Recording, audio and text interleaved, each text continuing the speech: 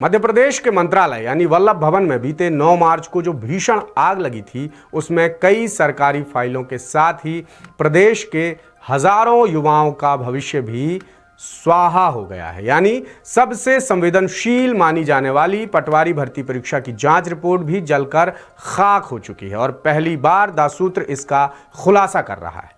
दरअसल परीक्षा की जांच रिपोर्ट सबमिट होने के बाद और आग लगने के महीने भर पहले सूचना के अधिकार यानी आरटीआई के तहत आवेदन लगाया गया था, लेकिन समय सीमा बीतने के बावजूद सामान्य प्रशासन विभाग यानी जीएडी ने आग का हवाला देकर कोई भी जानकारी देने से साफ इनकार कर दिया।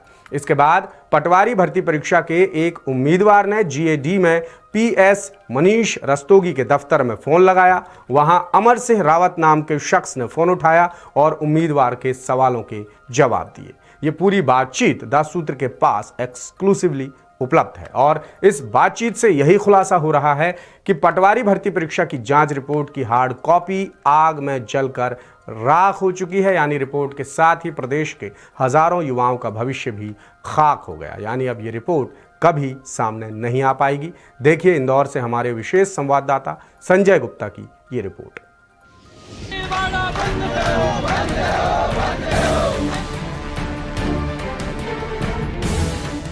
ये नज़ारे मध्य प्रदेश में हुए हाल ही के घटनाक्रमों के हैं। एक है पटवारी भर्ती परीक्षा में हुई बड़ी गड़बड़ी और दूसरा है वल्लभ भवन में लगी भीषण आग। और पहली बार द सूत्र ये खुलासा कर रहा है कि इन दोनों घटनाओं का सीधा संबंध है।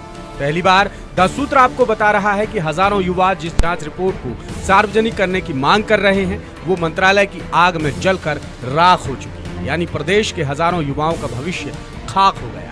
और ये सब खुलासा हो रहा है पटवारी भर्ती परीक्षा के एक उम्मीदवार और जीएडी में पदस्थ एक कर्मचारी की ताजा बातचीत से।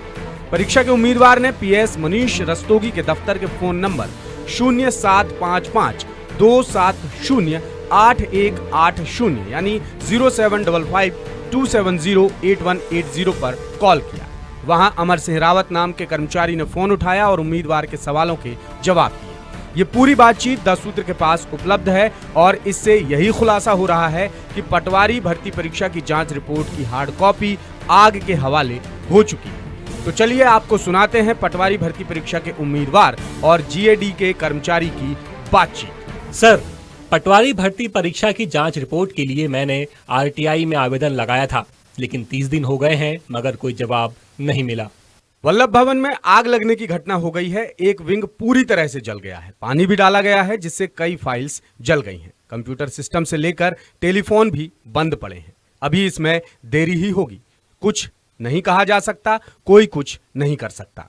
क्या पटवारी भर्ती परीक्षा की जांच रिपोर्ट भी जल गई है? हाँ, मतलब जिस विंग की आपको जानकारी चाहिए अभी वहां काम ही शुरू नहीं हुआ है। मतलब क्या वो रिपोर्ट भी जल गई? वैसे तो सॉफ्ट कॉपी भी रहती है, लेकिन ऐसे ही किसी को नहीं दे सकते। रिपोर्ट देने की पूरी प्रक्रिया होती है, उसे पूरी करके ही रिपोर्ट दे सकते हैं। ठीक है, लेकिन आरटीआई में जानकारी देने की समय सीमा 1 महीने है। सॉफ्ट कॉपी तो हो वो दे दीजिए। वैसे सॉफ्ट कॉपी तो नहीं जली ना? अरे भाई, आग लग जाए तो इसमें कोई क्या करेगा? ऐसे ही थोड़ी सॉफ्ट कॉपी दे देंगे। जो सूचना उपलब्ध कराएगा वहां कोई काम नहीं हो रहा है, ना कंप्यूटर चल रहे हैं ना ही दूसरे काम हो रहे हैं। आप फिर से आवेदन लगा दीजिए, मैं भी संबंधित लोगों को बता दूंगा। इसके बाद उम्मीदवार ने गुरुवार की सुबह फिर से जीएडी ऑफिस में फोन लगाया तो उम्मीदवार को स्मरण पत्र लगाने को कहा गया। यानी दाल में कुछ ना कुछ तो काला जरूर है, क्योंकि आरटीआई लगाने के महीने भर बाद उम्मीदवार को कोई जवाब नहीं मिला। इसके बाद जब उसने जीएडी दफ्तर में फोन किया तब भी कोई संतोषजनक जवाब नहीं मिला और बातचीत से ये संकेत मिल रहे हैं कि पटवारी भर्ती परीक्षा की जांच रिपोर्ट आग के हवाले हो चुकी है।